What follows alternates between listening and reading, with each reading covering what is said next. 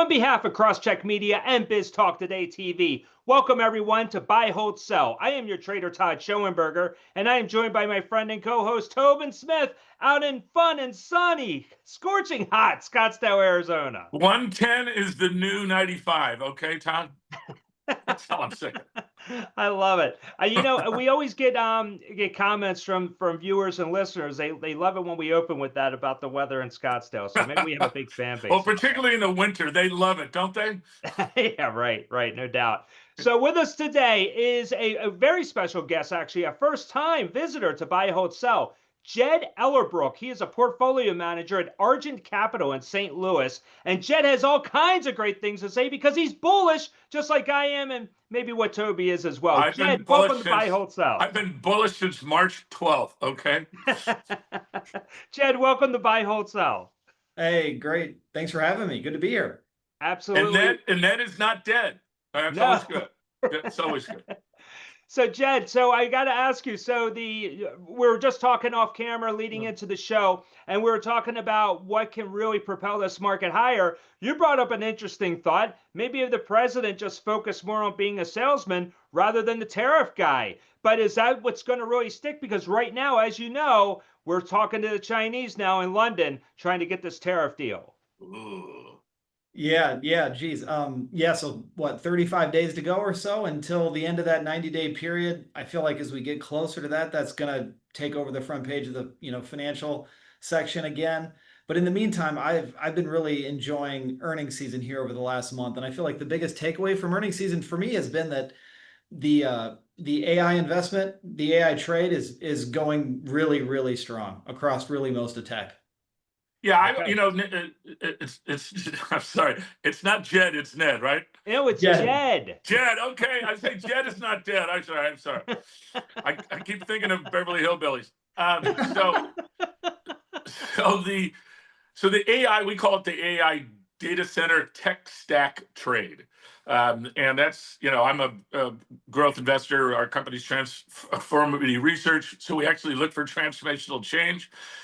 It was very intriguing to me to see, these type of I call these, well, there's another word I use for them, straight up stock charts. We used to call them Viagra charts in my office.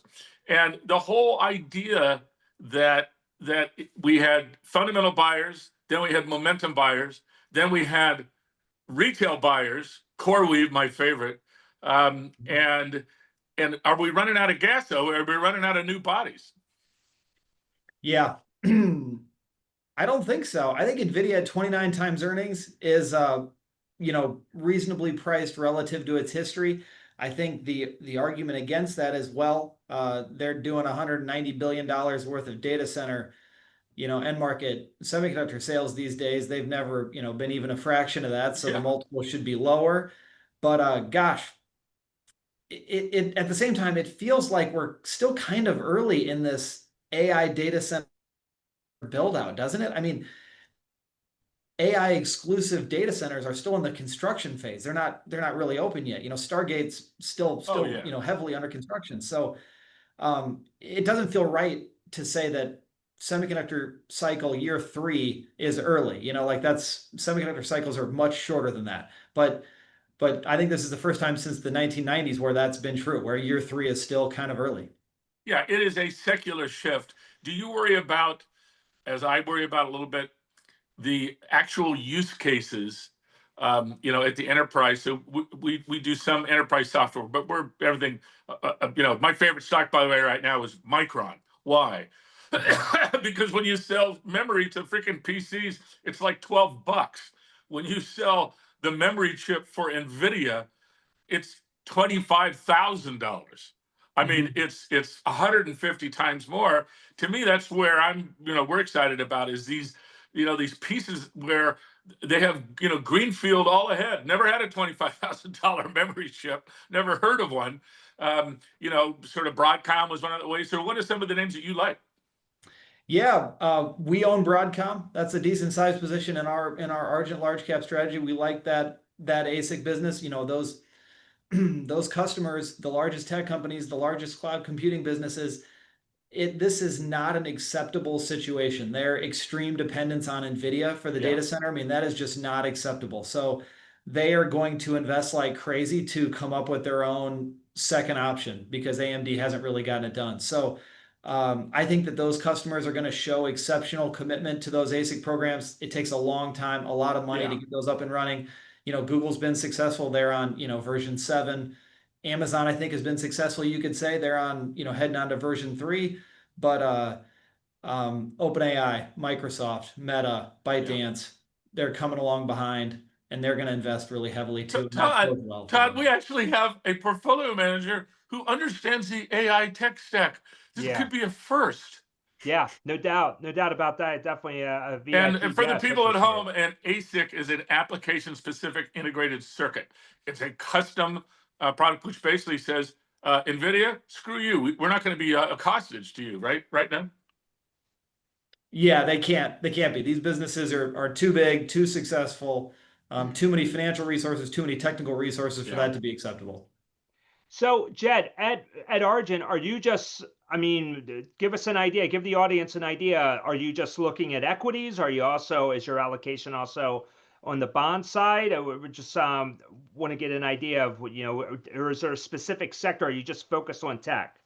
Yeah, yeah. I run Argent's large cap strategy. That is a concentrated, low turnover approach. We own 30 stocks across the entire, U.S. equity landscape. And we have about 20% turnover a year. So we're looking to find, 3 or 4 or 5 or 6 really good new ideas every year to bring into the portfolio. And we're trying to get as much of the portfolio as we can concentrated in our very favorite ideas. Our favorite idea today is Amazon and has been for probably the last year or two. We think that's just an exceptionally well-positioned business in both retail and the AWS business, and we think they'll be a huge AI beneficiary as well. So you think on the cloud side, that's the real winner out of all the cloud computing companies? Well, we like them all. Okay. Amazon is our favorite stock today, but we own Google as well. Like GCP, like Waymo. Excited about YouTube. Obviously, there's the regulatory threat that kind of overshadows the search business, but we also own Microsoft. That's our second largest position. And yeah, Azure is our favorite part of Microsoft. Well, Todd, I mean, you got to look now. Amazon could get out of freaking selling tchotchke on their site because their cloud rental service is so large, so profitable. Same thing with Microsoft. I have a neighbor who's a senior VP who works in that space, and he'll come in and he'll say, "Toby, I don't even know why we're in the software business anymore. The AWS is just crushing it. They're building 13 between those two guys, 13 data centers, not just in the United States, by the way, obviously. But I'll give you one just to look at. Credo Technology, CRDO. I call it like the cable man of those sites. I was out in Texas a couple of weeks ago at a site being built. There's 2.5 miles of Credo optical cable per center, and that stuff is expensive. And I believe that they are now sold out for the next 12 to 18 months. And they're trying to, add capacity like crazy, but the technology of making what they do. Have you looked at that company? Yeah, a little bit, not a ton. We're Probably a little small for you. I get it market cap wise. yeah, but we have a small cap strategy that might be interested in that one as well. Yeah, I when the AI thing started a couple years ago, I was pretty skeptical and hesitant to invest in AI infrastructure companies because I feared that that they would be winners in the early part of the cycle, but then it would transition, and the winners would be the platforms, the software, etc., the products built on top. But gosh, we're still in the time when the infrastructure businesses are the top performers, doing exceptionally well. And the software businesses are, you see business building going on. You see ServiceNow, up over $1 billion in ARR from their AI product. Right. You see the coding assistants. I mean, that's probably taken off the most. I mean, GitLab and the other. GitHub, GitLab. A couple private companies are doing really well and raising big funding. I think all those AI businesses, all the new AI based businesses, you don't need as many employees to start them, And I think that's leading to a flurry of new businesses being formed, and those companies are going to use the big cloud computing platforms as their backbone. And so I hope and expect that that'll produce significant growth for Microsoft's Azure, Amazon's AWS, and Google's GCP. All right, let me throw this one at you though. So on the other side of this is essentially Cloudflare and everybody else who are on the edge, meaning that you don't need a data center. We have a company that we invest in, it's way small for you, called Versus AI, and they are all PC to PC or PC to phone, all on the edge. So they don't need a data center. They use about 99.8% less energy cost. And we like cloud simply because, or Cloudflare, is because they're by far the largest edge provider out there. What's your take on an AI on the edge? Yeah, developing rapidly. Yeah, I think Cloudflare is an excellent business. We like cybersecurity as a general investing theme quite a bit. Microsoft is the biggest cybersecurity company, although their products aren't terribly well regarded. They just have this tremendous enterprise sales effort. My senior vice president sells that stuff, so don't say that too loud, okay? Okay. He's the head of cybersecurity there. Maybe you can cut that one out. But we own Fortinet, which is sorry, Hugh. It's it is what it is. Okay. Right. We own Fortinet. It's a company that we've owned for a long time. And their traditional physical firewall business might be considered outdated by some, but they've just done a tremendous job building this SMB client base and then cross-selling the heck out of the new, more advanced kind of cloud-based products. Okay, SMB, we got people out there that don't speak acronym. You mean small business, small and medium-sized businesses. Okay. Palo Alto's, done traditional. They've been the enterprise. They've served the enterprise with the traditional firewalls. That's a very good business too. But we've always kind of liked Fortinet for their free cash flow, and really like the management team there too. So not Checkpoint Systems. Checkpoint is slower growing. Done less. I feel like been less successful in R&D and new product development. We really like how Fortinet has their M&A strategy is basically buy small, mostly failed venture capital backed companies for the technology. So they buy them cheap and then integrate the technology and rebuild it under their own platform. Yeah, that's a great point. CrowdStrike, was trying to do that, and then they sort of got so big. He's another guy. He's a Scottsdale guy, by the way. He's building a $6 billion shopping center, apartment complex, et cetera, et cetera. Because when you have 28 billion, you got to do something. Yeah, right. Hey, Jed, one company you haven't mentioned is Apple. Are you a fan? Yeah, we do own Apple in our large cap strategy. We are underweight versus the S&P 500. I wish they were further along with their AI effort. I wish they had AI products out on the market today. They don't. But gosh, I just keep coming back to they own a significant chunk of the edge. They have the devices in all of our pockets. The AI technology in the phone isn't very good, but I don't know anybody that's traded in an iPhone because of that. And so I'm trying to be patient. Yeah, I'm with you. It's interesting that I don't know about you, but I'm sure you're like me.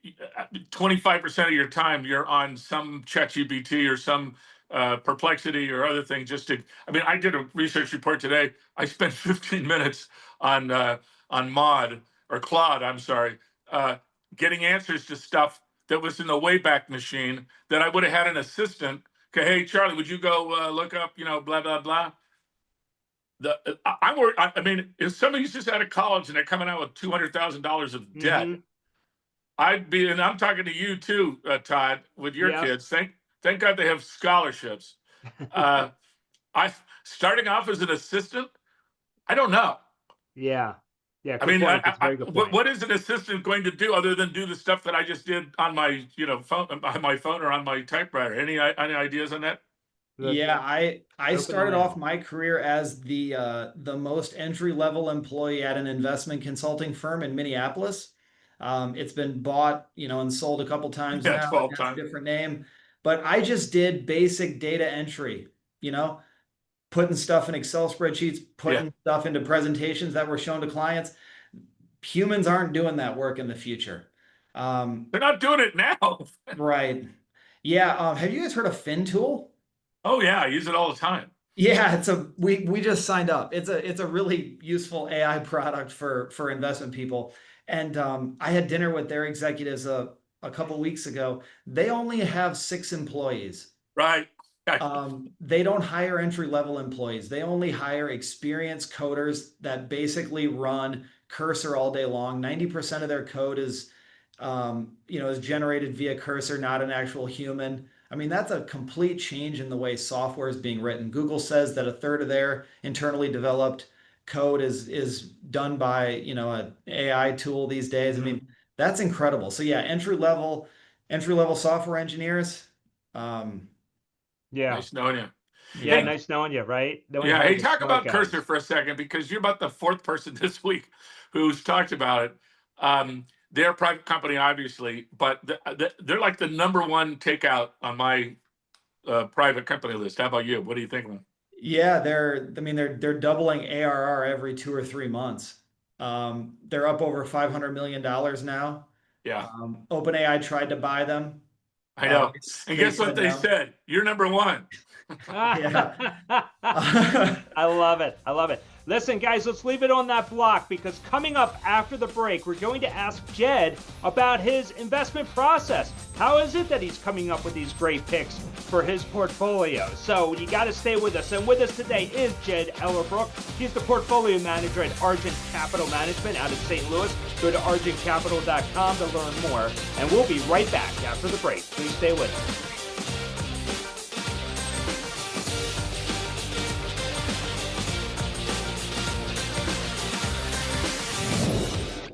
Buy, hold, sell, brought to you by CrossCheck Management.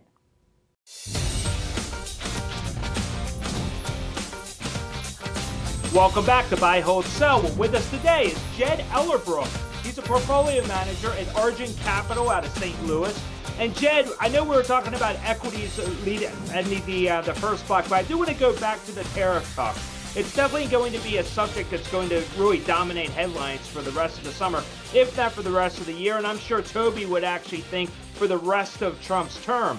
But with all of that said, I mean, is that the only challenge that equities will be facing if we don't have a resolution on the tariff war? I think that consumer spending, it's decent. It's not falling off a cliff, but it's not super strong either. I feel like you see the dollar store companies just reported a week or two ago. You see some real trade down there. Walmart's doing great. Typically, when Walmart's doing great, most other retailers are not. I think that's largely the case today. So, but AI is driving a lot of economic growth, a lot of investment spending, and so I think we're in a good, not great economy. Hopefully, the tariff stuff can be diffused without doing major damage, and a couple months from now, we can have a little bit less politics in our stock market life. All right, Okay. so quit smoking crack, Jed. So I'm living the taco camp, because I just look at behavior and that repeats itself over and over again, and the Trump is always chickens out has turned out to be a great strategy. And so I'm in the taco camp still, Todd, and I am absolutely sure that. And again, Jed, just for your point, I've lived in DC for almost 30 years, have a lot of contacts there. And my GOP contacts were telling me about, this is why we got bullish, was that Saint Scott Bessent had come in and told him, and part of the GOP guys came in and said, okay, your approval rating is 28%.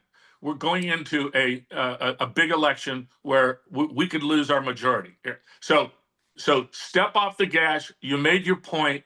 Let's be the great negotiator that you are. And this idea of 145% tariffs, really? Come on, not even China believes it. And so I go to Bessent as a guy, Todd, that really, I believe it's a come to Jesus moment.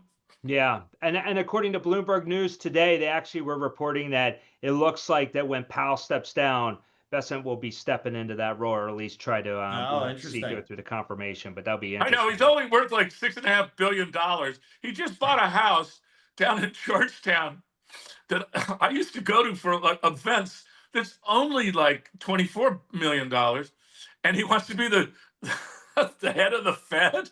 Yeah, yeah, Wow. that place you went to for events. I think that was the Tombs Bar over by Georgetown University. But Very that's close to it. there Very you close go. to it. So, Jed, I want to ask you about your investment process here. When you're looking at a company, because you said that you're holding on to these positions for years, you actually have to really visualize that this is a company that's worth holding that long term. What goes into the process, though? I mean, I know the audience will love to know that can, how you pick that should be able to help them pick for their own portfolio. Yeah, sure. The standard we use, we call enduring businesses. For us, that means three things. That means businesses that are growing kind of on a secular basis, not just in one year because the economy is good, but Yeah. durable growth over the long term. Two, a management team that allocates capital in a shareholder-friendly manner, and has a track record of doing that. And then number three, a competitive advantage over their peers that we trust is durable. Those are qualitative assessments that our team assesses. We take the 1,000 largest companies in the U.S. market, and we picked our top 100 on that standard. Those 100 are identified and tracked closely, and then from that, we narrow it down based on valuation, risk assessment, trying to keep some balance in the portfolio, and end up with our 30 favorite ideas. 30. Cool. Now, is it Argent, Argent, by the way? Correct, which is which is coin in French. I was going to say coin. Todd's from Buffalo, so it's hard for him to I am not pronounce from the T. Buffalo. I'm not from Buffalo.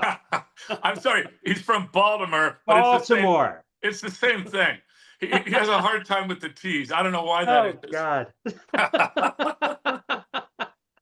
So go ahead. So you have 30 picks. So are you looking at 30 companies then that you're investing in? And you're not going to invest in all 30, right? Yeah. We Yeah. own 30 stocks in our large cap portfolio. That's right. So then what's the decisive factor as far as liquidating and moving away from that position?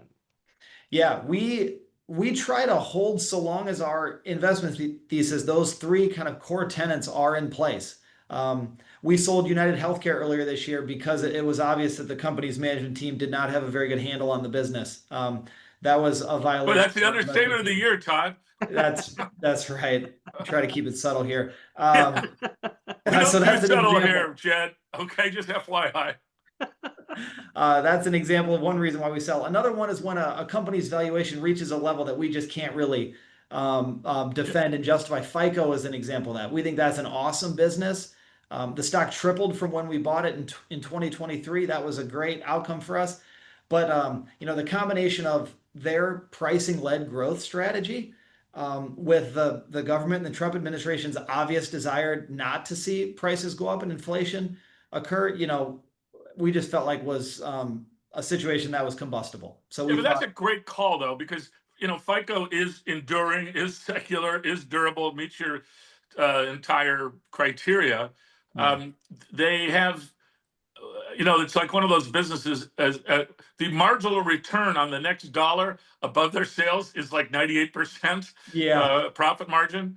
And I'm surprised you didn't say profit margin, because that was FICO to me was like a crazy thing. People at home, you know what your FICO score is, okay? Well, almost every credit decision made in the United States, North America, and more in Europe is based on your FICO score. And you cannot run a credit business without FICO, obviously. So I love it. But I also love the fact that, when it got to about 75 times forward earnings, and, you got to say, man, we made a great call, but now it's different than when we bought it, 300% ago, right? Victory. Yeah, I declare victory. No. All right, Todd, we're going to have Jed back on. I'm going to help him find like 2 other stocks that he's not looking at now, because now I'm concerned. I'm really concerned that, he's going to trail the market, and I don't want to see that. I don't blame you. So then before we get into returns, I do want to ask you, though, so do you rebalance? Is it auto rebalancing, or do you just let your winners run? We do try to let our winners run. That's, I've been in this business for a little over 20 years now, and one of one of the lessons I did not understand when I started, but I sure do now, Yeah. is to let your winners run. Obviously, there are exceptions to every rule, but a rule that we try to follow is to let our winners run because, as a portfolio manager, you guys know this from your experience. You spend so much time thinking about risk and downside and the bad things that could happen. You just don't have enough time to think creatively about all the awesome things that might happen. And American business and capitalism is a special thing. And sometimes companies exceed even your wildest hopes, and you want to I leave like yourself that. open to that. Yeah, that's Well, rare, yeah, Toby. That's very rare, Toby. You usually have yeah. portfolio managers that say, no, I got to keep that even balance going. But I like that approach. Well, Jed, I will say this. So I've been in 3 secular, massive technology transformations, and the one thing I learned was that my imagination was not nearly big enough. Mhm. And you don't, God, the PC came out in this, and I was at the Apple conference. I asked Steve Jobs the first question at that press conference. Did I think that little stinking iPhone was going to become, the most, valuable company in the world? No. Same thing on PCs. Dell when they came out. Then Blackberries. I'm sure you've never heard of BlackBerry, but I had one. yeah. Well, now that I know you've been doing it 20 years, I'll give you more respect. That was unimaginable. JDS Uniphase, Todd, remember in the old Yeah. days? Yeah. Sun Microsystem. The point I'm making, that Jed is making, is you got to let your imagination not be a barrier to these massive global transformations. AI, when it actually is agentic, when you actually have a piece of software that says, Toby, you got 13 minutes to go because you have to go to the dentist, and I just called the Uber. Then this becomes real to the average person. But I totally agree with you, Jed. Yeah. The Real quick. manager that just thinks about, oh my gosh, if I trail by 1 point, I'm going to lose my job. I don't want a fraidy cat. I want someone who is pushing the envelope. I like that approach. So yeah, keep your foot on the gas. So real quick before we close out the show, can you give us some performance numbers for the audience? Yeah, sure. Gosh, I don't have the spreadsheet in front of me, but I think that the Argent large cap strategy is ranks in about the top 20-25 percentile long term over 10 years in that large core universe. We're proud of that. We're trying to keep up with the S&P 500, which is our primary benchmark. I think we're right around it for 5 and 10 years and have actually beaten it since inception, which is 25 years ago now. That's amazing. And is it only available directly through Argent, or do you have other distributors? Yeah, no, it is available to anyone, anywhere. We just about 45 days ago, opened up an ETF version of this large cap strategy, ticker ABIG, ABIG. We actually have ABIG. 3 ETFs now. Yeah. Our marketing department ran wild with that one. We have ABIG, AMID, and ALIL. Hey, listen, I'm such a jack off. There was like 3 things I was going to say, but out of respect for you, Jed, Thank you. I didn't say that. Thank you for not sharing. You'll enjoy our small cap strategies ticker is ALIL, ALIL. That's our most creative one. That's very I don't know, Gen Z of us. We're excited to have 3 open.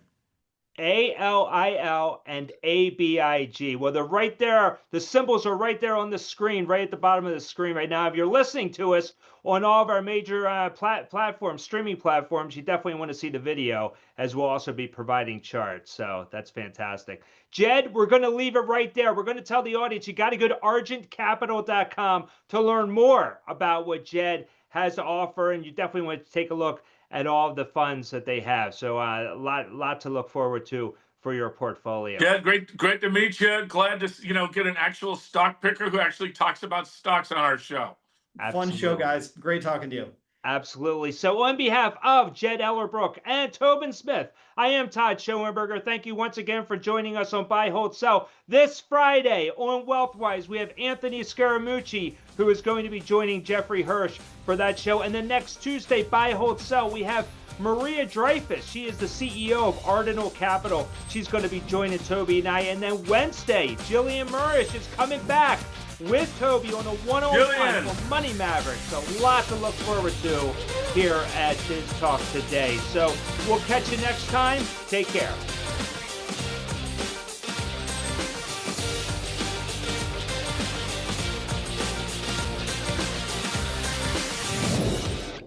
Buy, hold, sell, brought to you by CrossCheck Management.